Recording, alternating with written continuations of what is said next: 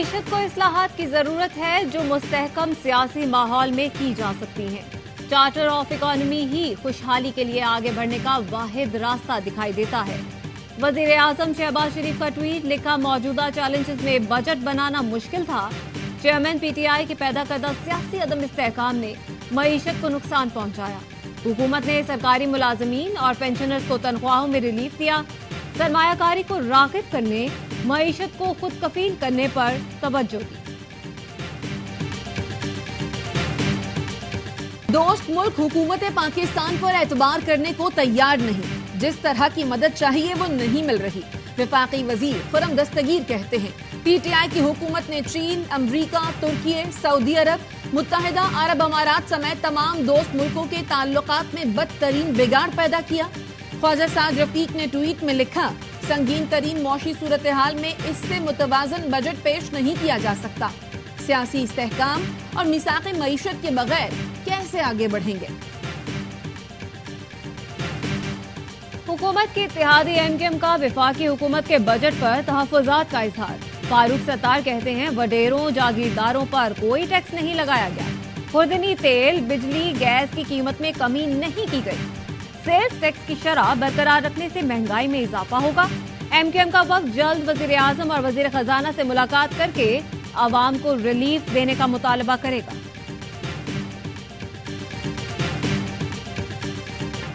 Default की रट लगाने वाले ही इस सूरत हाल के जिम्मेदार हैं। पाकिस्तान डिफॉल्ट नहीं करेगा।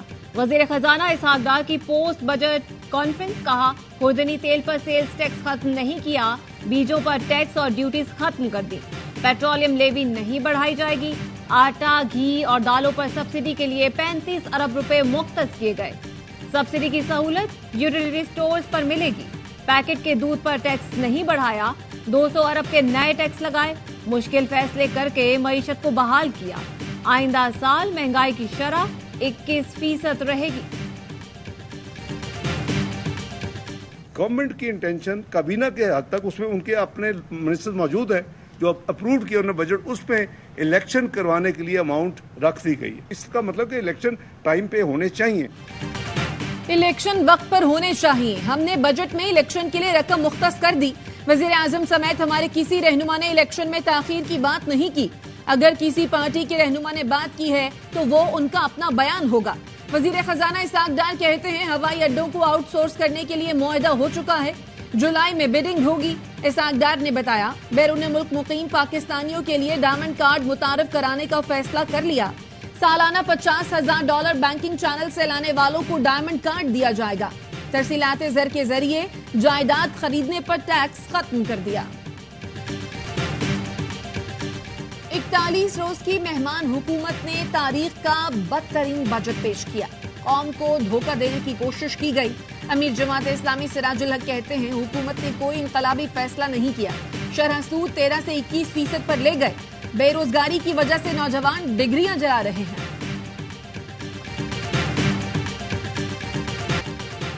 कराची के मेयर के लिए हाफिज नईम और मुर्तजा वहाब ने कागजात नामजदगी जमा करवा दिए। अमीर जमात इस्लामी कराची हाफिज नईम उर रहमान कहते हैं, बिलावल भुट्टो की फाशिस्ट पार्टी को कराची पर कब्जा करने नहीं देंगे। मुंतखब नुमाइंदों को अगवा किया जा रहा है। कल मुल्क भर में एहतजाज और शाहराह कायदीन पर तहफ़्फ़ुज़े कराची मार्च का ऐलान कर दिया। सईद गनी का रद्द-ए-अमल, कहा, जमात इस्लामी को कराची के मेयरशिप खैरात में नहीं दे सकते। पीपल्स पार्टी कराची की सबसे बड़ी जमात है और मेयर भी हमारा ही होगा।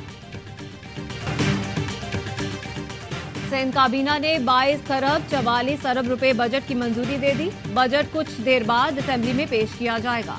सेहत के लिए 44 अरब, आपाशी के लिए 52 अरब और दाखिला के लिए 11 अरब रुपए रखने की तजवीज। महकमा बल्दियात के लिए 1 खरब 11 अरब, वर्क्स एंड सर्विसेज के लिए 1 खरब 9 अरब और मेगा प्रोजेक्ट्स के लिए 12 अरब रुपए मुख्तस किए जाएंगे।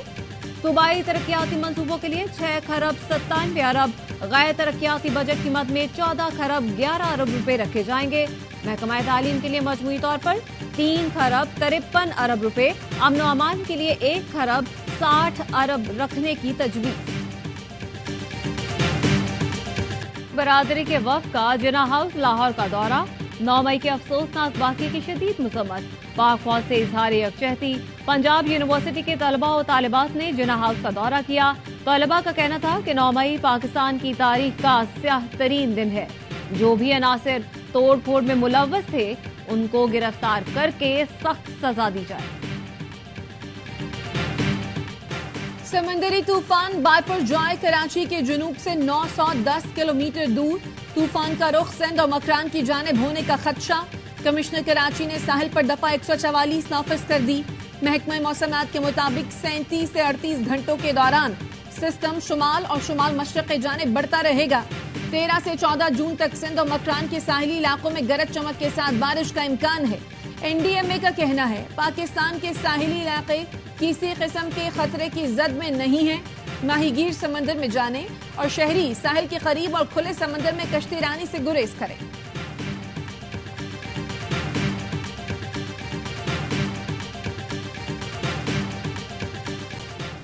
चमन में जमात इस्लामी के जिला अमीर कारी इमदादुल्ला पर फायरिंग। पुलिस का कहना है फायरिंग से कारी इमदादुल्ला महफूज रहे। गोलियां गाड़ी पर लगी, हमलावर फरार हो गए।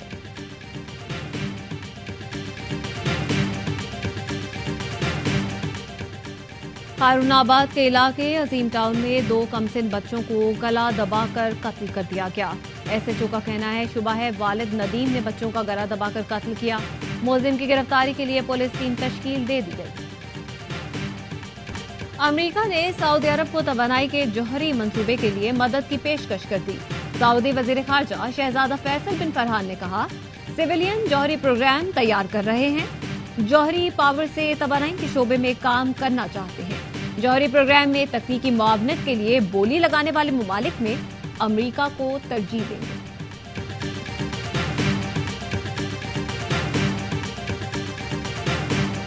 वर्ल्ड टेस्ट चैंपियनशिप में ऑस्ट्रेलिया की पोजीशन मजबूत। चौथे रोज ऑस्ट्रेलिया का 123 रन से दूसरी इनिंग्स का आगाज। कैंगरूज को 296 रन की लीड हासिल। भारतीय टीम पहली इनिंग्स में 296 रन बनाकर आउट हुई। और सिंगापुर में पाकिस्तानी पहलवान इनाम बट छा गए। वर्ल्ड बीच रेसलिंग सीरीज में मुसलसल तीसरी कामयाबी हासिल कर ली। पहले मुकाबले में चीनी हरीफ को शिकस्त दी। दूसरी पार्ट में बेल्जियम और तीसरे मुकाबले में रोमानिया के एथलीट को मात दी।